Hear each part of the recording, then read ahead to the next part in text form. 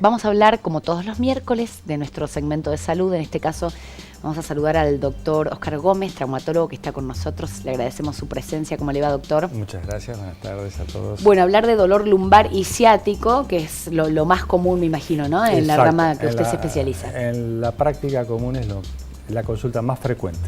Bueno, hablando de consultas, compartimos ya la primera, para ver qué les preocupa a nuestros televidentes. Doctor, le quería preguntar, ¿qué es la hernia de disco y por qué se produce?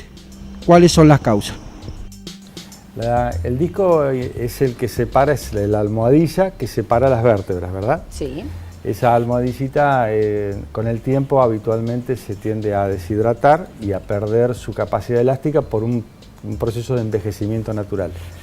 Cuando por características a veces genéticas, otras generalmente genéticas, porque no siempre el esfuerzo es el que genera la hernia de disco. Cuando el anillito que forma el disco empieza a sufrir algún deterioro, el esfuerzo va a participar en que se termine de romper, pero en general tiene que ver con una condición de predisposición a que eso ocurra. Hay más familias que tienen posibilidad de tener hernia de disco y otros no, haciendo los mismos trabajos.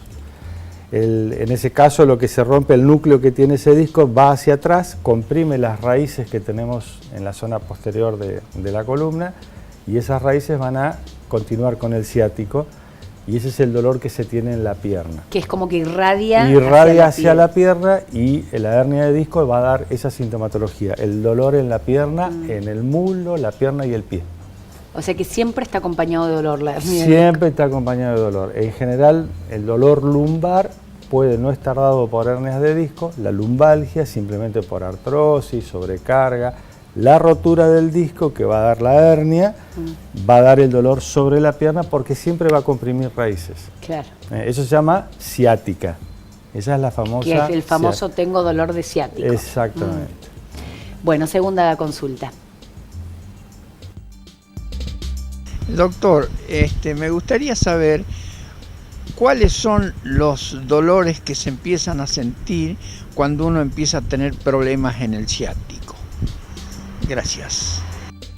En realidad, cuando uno tiene problemas en el ciático, y si nos referimos a la ciática, al dolor de la pierna, lo que van a aparecer son molestias a nivel de la cola, del glúteo, sí. Con irradiación hacia el muslo, que puede ser en la parte lateral o generalmente posterior.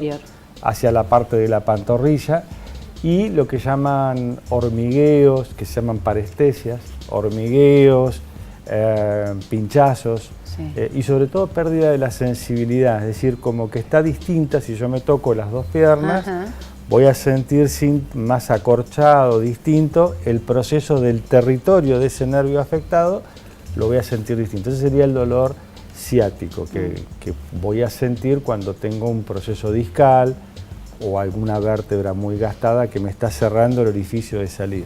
¿Y eso con un analgésico se pasa? ¿O? En general sí, yo creo que, hoy charlábamos fuera de cámara, que el 80% de estas patologías se mejoran con tratamiento, con terapia física, con antiinflamatorios, muy pocas requieren otro tipo de intervención. El peso también es El peso es fundamental, la actividad física, el equilibrio de los músculos de tronco, son las cosas que en la higiene de la columna, como se llama, son las que previenen que esas cosas sucedan. Hay una consulta más. Doctor, le hago una consulta. ¿Qué tengo que hacer para que se me pase el dolor del nervio ciático? ¿Tomar antiinflamatorios, masajes o llegar a una cirugía? Está bárbara la pregunta, porque en realidad es un poco lo que veníamos diciendo. Primero hay que tener un diagnóstico, hay que tener la causa. La causa, si es un problema discal o una hernia de disco, tratarla como tal. Y un poco lo que dijo él son las tres cosas que se involucran. Los antiinflamatorios tienen mucho que ver con el mecanismo para inhibir el dolor, pero el dolor es una sensación de alarma, claro. Es un mecanismo que el organismo está diciendo que algo está ocurriendo. Yo tengo un diagnóstico donde el dolor está dado por un disco, o por un esfuerzo, o por algo que ha generado una lesión en ese lugar.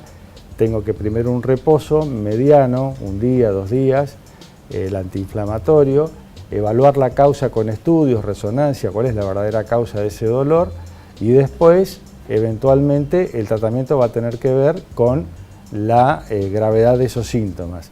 La mayoría de las veces, con terapia física y medicación, ese dolor va a tender a ceder. Y después, dentro del diagnóstico, qué procedimientos más importantes se pueden lograr para que ese paciente tenga el tratamiento adecuado. Es decir, por ejemplo, rápidamente, cuando hay una hernia de disco, no siempre se termina en cirugía porque muchas de ellas remiten y uno de los procesos intermedios es lo que se hace con los bloqueos. El bloqueo es como una infiltración bajo tomografía del sector exacto donde está alterado el disco. Y eso en un 60-70% de los casos tiene un éxito aceptable. Recién si fracasa todo, hay un déficit de tipo neurológico que tiene una pérdida de fuerza importante y realmente todo fracasó en una etapa muy distante, en la última puerta es la cirugía. Bueno, sé que el problema es importante, pero vemos que el pronóstico es bueno. Es muy bueno, el pronóstico es muy bueno. Lo que pasa es que las 3 o 4 semanas de una hernia de disco o del proceso de lumbalgia aguda es muy invalidante para el paciente. Sí. Entonces, y ante el dolor se desespera. Ante el dolor, ¿no? La desesperación, la búsqueda de la resolución más o menos rápida, y hay que ser paciente y prudente. Bueno, es nuestra sociedad, busca todo de inmediatez. Rápido, ya. Doctor, gracias, lo vamos a convocar nuevamente. Bueno, muchas gracias.